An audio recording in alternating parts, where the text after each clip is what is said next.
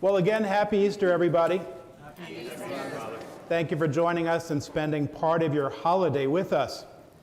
If you were with us on Palm Sunday, you might recall me mentioning that Holy Week is a series of ups and downs and joys and fears and hopes and doubts.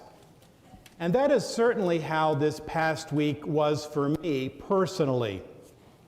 There were lots of joyous moments, including Palm Sunday weekend, when we had our largest attendance in church since the pandemic began. Last Sunday afternoon was joyous for me as I celebrated baptism for families in the parish. But then there were events that sort of were more at the other end of the spectrum.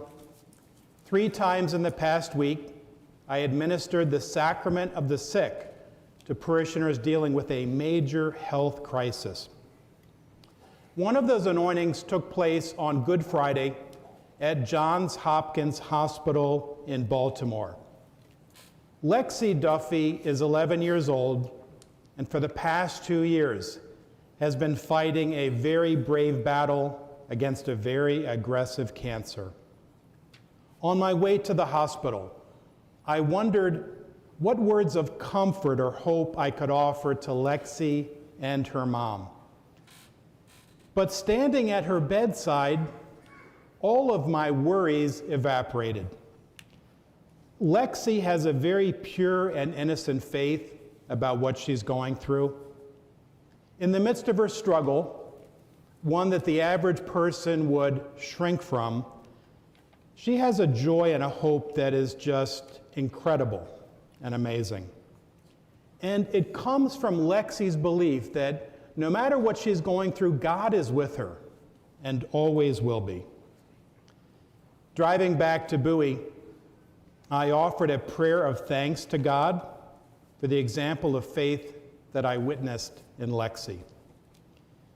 We all need others to help us through tough times, to inspire us, encourage us, and show us the way forward. It could be a parent, or a friend, or a coach, or an extraordinary child like Lexi.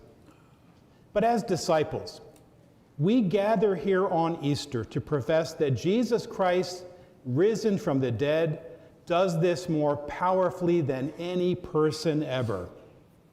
He shows us how to live now so that one day we can live with him eternally.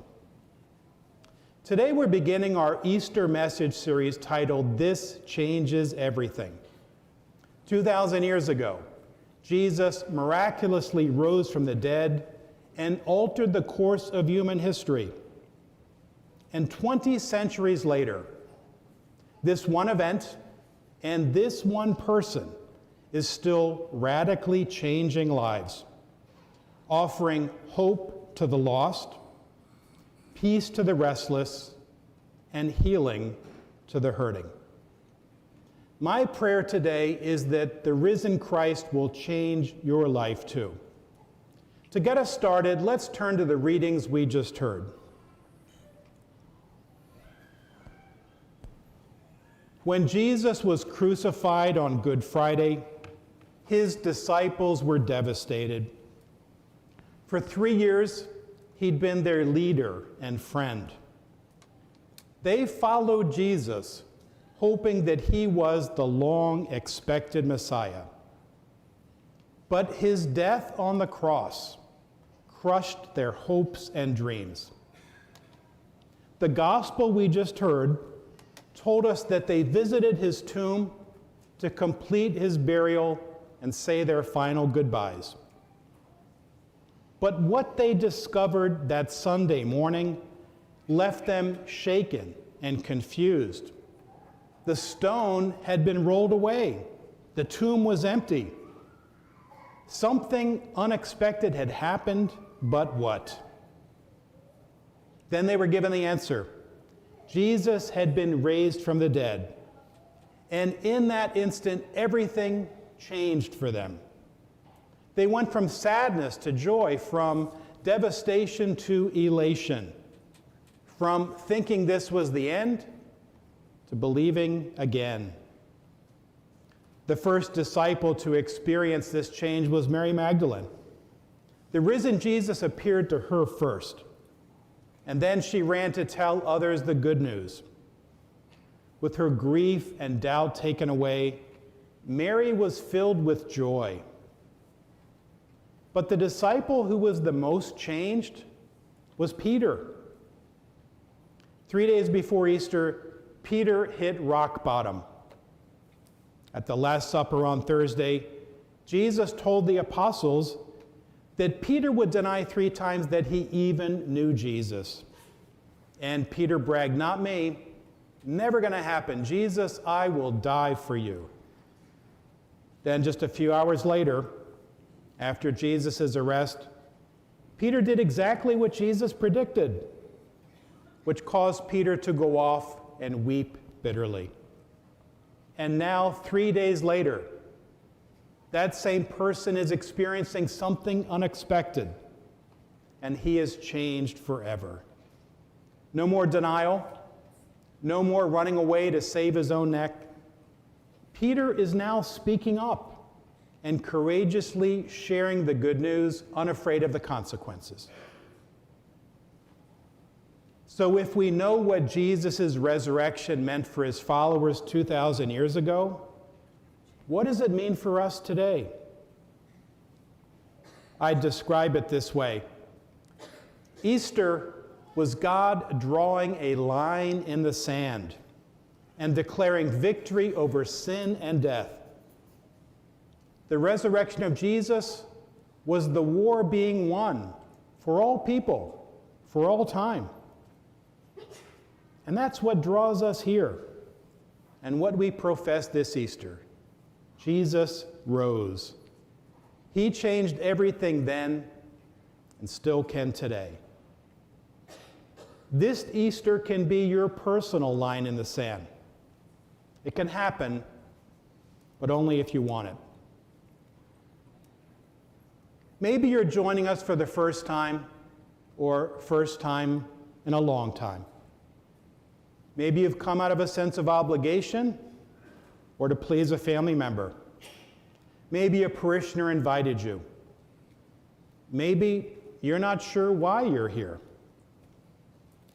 Whatever brought you here today, believe me when I say that Christ rose for you personally. And even if you aren't feeling full-on Easter joy right now, that's okay. Like the disciples before Easter, you might be struggling with your own pain and doubt, which has you wondering what difference Jesus' resurrection can make for you. You know, every person Jesus met was going through something. The world he lived in was rife with problems. Some people he encountered were facing serious illness. Others were reeling from the death of a loved one. Some were weighed down by sin. Others were outcasts who'd been pushed to the margins. Pain and suffering was the daily experience of those who encountered Jesus. And he sought them out. He invited them to follow him. And by doing this, he teaches us this is who God is. It's the same God who rose on Easter and who is inviting you to follow him today. And if you aren't sure how to handle what you're going through, the example of Jesus' disciples can help you. They suffered a loss few people will ever face, the violent killing of their leader and friend. As I said, it left them crushed with grief and overwhelmed with doubt. They struggled to understand and make sense of what happened. They could have let their rage at his death consume them and sought revenge. They could have fallen into despair, believing God had abandoned them or maybe didn't even exist at all. And who would have blamed them if they had shut others out to keep from being hurt again? They could have done all those things, but they didn't. Here's what they did. They continued to trust in a God they did not yet fully understand. And because they remained open to God, didn't surrender to anger or despair, they were able to carry on, to move forward, and to share the good news. At some point in life, each of us will find ourselves struggling with doubt or despair or anger. Maybe you're at this point right now, and you'll have to make a choice to shut down or to be like Jesus' disciples, to remain stuck or to trust and believe in a God you do not yet fully understand. The passion and resurrection of Christ reveals a God who knows everything you're going through and assures you that even at your lowest moment, you are not alone. A God who wants you to believe that no matter how dark things get, there's reason to hope. Any pain you're struggling with, God can heal. Any sin you're carrying, Christ can forgive. And wants you to know that when death comes, life is changed but not ended. Right after I finish this message, I will invite you to renew your baptismal promises. It's something we do every Easter. After the renewal, I will sprinkle the whole congregation with the new Easter water. This is not a ceremony meant for those who have all the answers about God or faith or life. So even if you don't fully understand, I encourage you to join in. And as you make the responses, as you say "I do" to each of the statements of faith, ask God to take away your doubt and fill you with hope, to lead you from sadness to joy, from questioning to a new beginning. Believe that God can change everything for you this Easter. Amen.